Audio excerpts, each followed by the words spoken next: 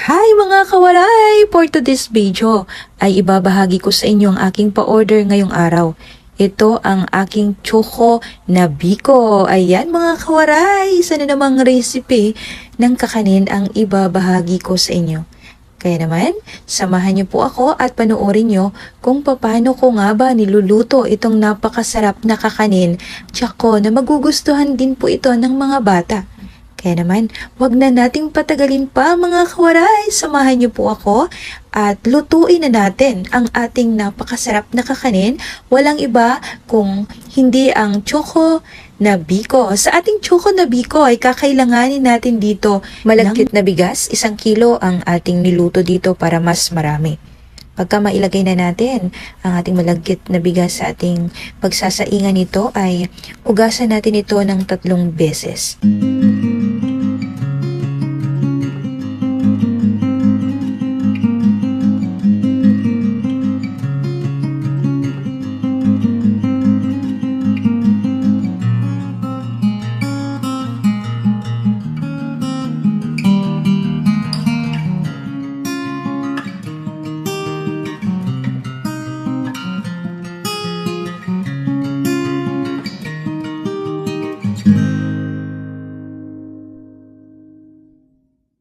So ayan, malinis na po ang ating malagkit na bigas. Ngayon ay maglalagay na tayo dito ng pangalawang gata.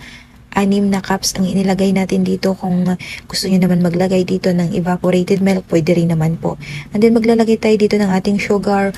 1 and 1/2 cup lang ang inilagay natin. Ang ating asin, kahit konti para pang-agaw ng kanyang tamis or pang-balance ng lasa ng ating malagkit. Ngayon ay hahaluin po natin ito at tutunawin natin ang ating asukal.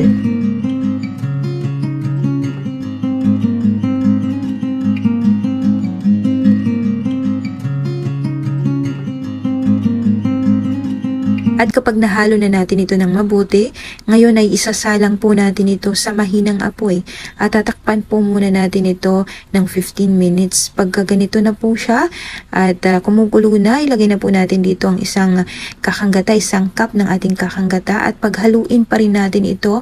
At ang advice ko sa inyo, kailangan nyo po itong titingnan at halu-haluin muna kasi ang ilalim nito hindi natin maiiwasan na magkakaroon siya ng tutong. Then pagka okay na at nahalo na natin, takpan natin ito at paininan katulad ng ating pagluluto ng ating kanin. Once na ganito na walang-wala ng tubig, ayan, imimix lang din ulit natin ito para maiwasan nga natin ang pagkatutong. At ulitin ko, kailangan ay mahina lang ang inyong apoy. Huwag nyo pong palakasan kasi madaling tumutong itong ating malagkit. Hindi siya tulad ng ordinaryong kanin lang. Ito ay maselan po kapag niluluto nyo ito dahil nga po mabilis lang po talagang sumipsip ang tubig at matuyo ang tubig nito at hindi may iwasan na magkaroon ng tutong o magkaroon ng sunog ang ilalim ng inyong malagkit. Napakadaling proseso lang nito mga kawaray at alam ko na kayang-kaya nyo po ito. Once na ganito na ay takpan ulit natin ito at paininin hanggang sa ito ay maluto. At kapag maluto na, ihanda na po natin ang ating mga lagayan. Dito ay kailanganin natin ng 500 ml nitong ating mga tab. So ito nga po, at nahanda na natin ang ating mga lagayan, ay ipiprepare naman na po natin dito ang ating pang-toppings. At para maging masarap ang ating pang-toppings, kailangan natin dito ng condensed milk. 300 ml lang po at ito ay gumamit lang ako ng cowbell para mas mura po ang ating condensed milk na gagamitin.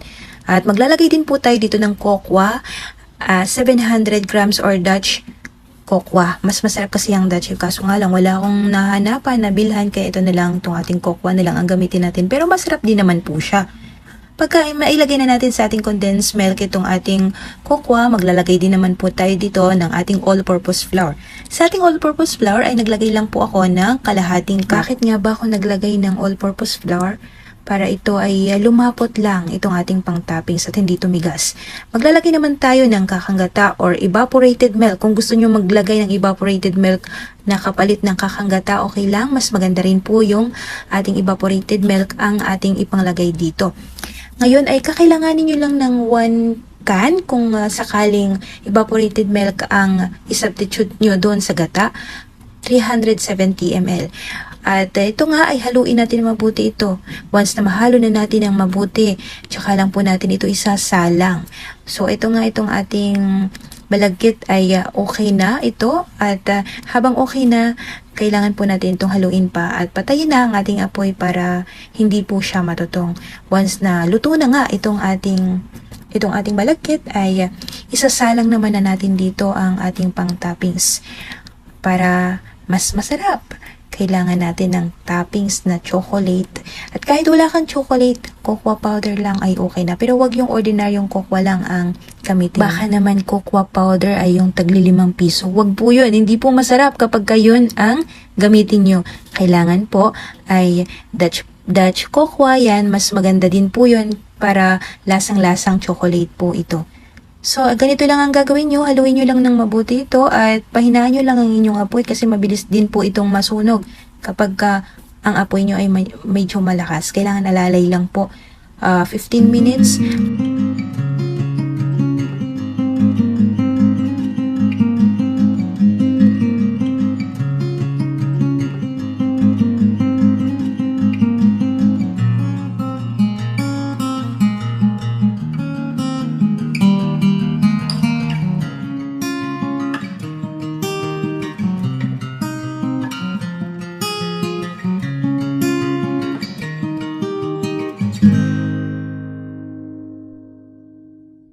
Kailangan kapag niluluto nyo po ito, ulitin ko, hindi malakas ang inyong apoy at medyo patatagalin nyo po ang pagluluto. Hindi po pwede na mabilis kayong magluluto nito dahil hindi siya magiging perfect ang lasa. Kailangan ay dahan-dahan, alalay lang, ganun talaga ang pagluluto nito ng ating toppings. Hindi minamadali at ayan, medyo malapit na po itong maluto. Sa aking video na ito ay sinadya ko talaga na hindi ko i-cut or i-edit ang pagluto nitong ating toppings dahil ito ay maselan at ito ay medyo mahirap lutuin or gayahin. Kaya gusto ko na yung nakikita nyo kung gaano nga ba katagal kung niluto ito. So ito mga kawaray, napapansin nyo na medyo lumalapot na siya. Yan ang ibig sabihin lang yan ay malapit na po yan maluto. Medyo mahirap nga lang talaga itong ating pang toppings kasi kapag hindi nyo po ito mag-perfect sa pagluto ay hindi magiging masarap ang inyong toppings. Kaya naman ulitin ko, kapag kayo ay magluluto nito ay palagi nyo po itong hahaluin para hindi po masunog ang ilalim. So ayan mga kawaray, malapit na po ito maluto at dahil nga po malapot na at ganito po ang tamang consistency niya kapag hinaangat nyo po ay medyo hindi po siya nahuhulog agad, ibig sabihin niya na okay na, sticky na po siya, pwede na po natin itong pang toppings. So ito, i-arrange na po natin dito sa ating mga lagayan. Dito nga ay gumamit tayo ng 500 tab. Dito ay nakabili ako ng 45, 10 piraso na tab ang nabili natin.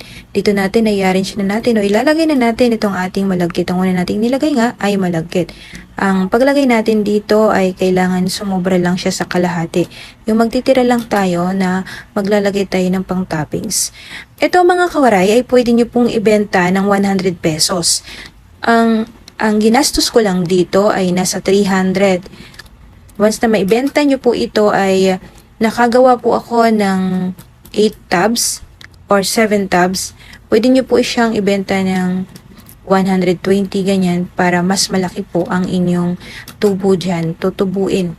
Kaya nga ang sabi ko nga dito sa ating kakanin na ito ay medyo malaki po ang ating income kapag maramihan tayong magluto.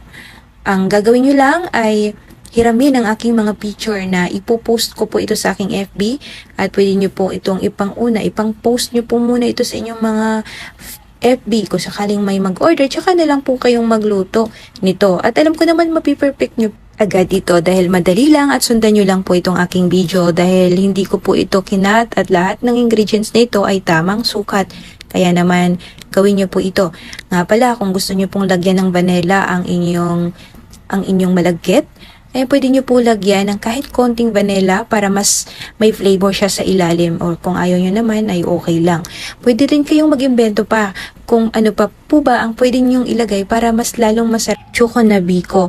Mas masarap din kapag maglagay kayo ng latik sa ibabaw ng inyong choco na biko instead na sesame seeds, pwede rin po kayong maglagay ng latik. Pero para sa akin kasi medyo mahal na kapag magluluto pa tayo ng latik. Kaya naman ang nilagay ko na lang dito sa ating toppings nito ay sesame seeds para mas mura, kasi mas mura naman talaga ang sesame seeds kapag compare doon sa ating latik sa ibabaw. Mas masarap nga yung latik pero mas mahal at mas matrabaho din yun dahil lulutuin mo pa yung latik.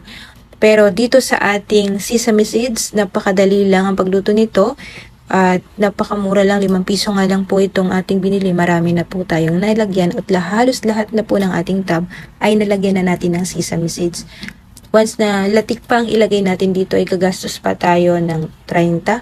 Ayan, kasi 1 cup ang ating gagamiting gata. Ang equivalent kasi ng 1 cup dito sa amin ay 30 ang kakanggata, kaya medyo mahal kaysa naman sa sesame seeds na 5 piso lang. Kaya ayan na mga kawaray, napapansin nyo, nakikita nyo naman di ba kung gaano nga ba kasarap at attractive ito sa inyong mga customer.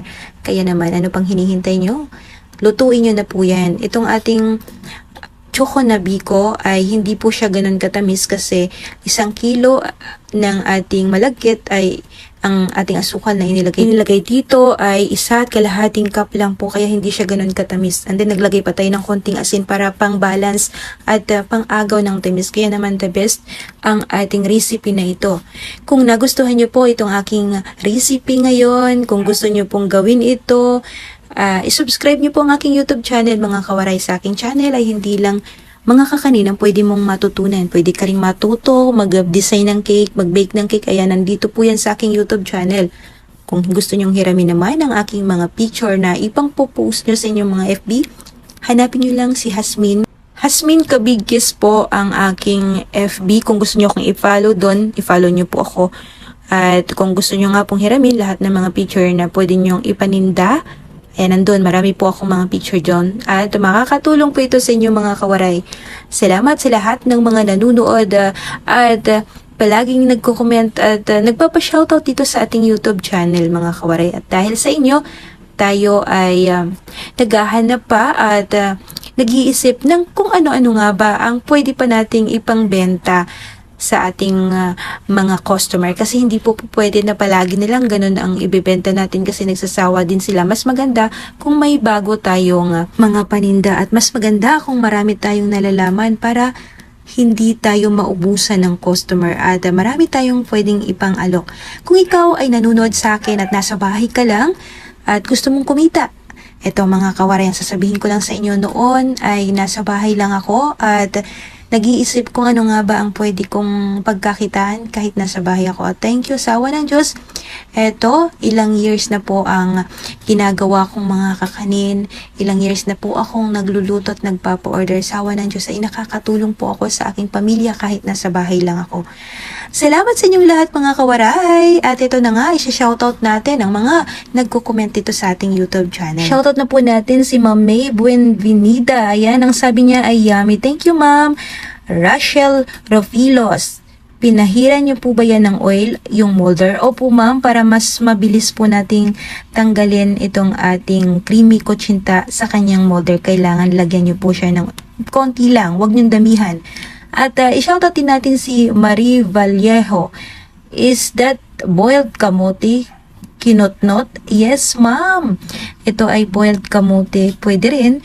At si Lily Marmol, ayan, thank you ma'am. Palagi po kitang nakikitang nag-comment sa aking YouTube channel. Yan ang gusto kong matutunan, madiscarding wala. Thank you for sharing, creamy kutsinta. At i-shoutout din natin si Ma'am Maria Kitchen. Salamat po sa idea sis. I will try this one on my channel too. Opo ma'am, pwede nyo pong gayahin at talagang napaka-sarap po nito. Pwede nyo pong lutuin ito. At i-shoutout din natin si Zenny Molina. Hi ma'am Zenny Molina, shoutout sa inyo. Gagawa din ako niyan, ang sabi ni ma'am Zenny Molina. At i-shoutout din natin si Merceliza Tumbale. Good day, salamat po sa pagdagdag kaalaman. Thank you ma'am, nanood po siya ng ating palabok. At i-shoutout din natin si Sibuyana Ako. vlog.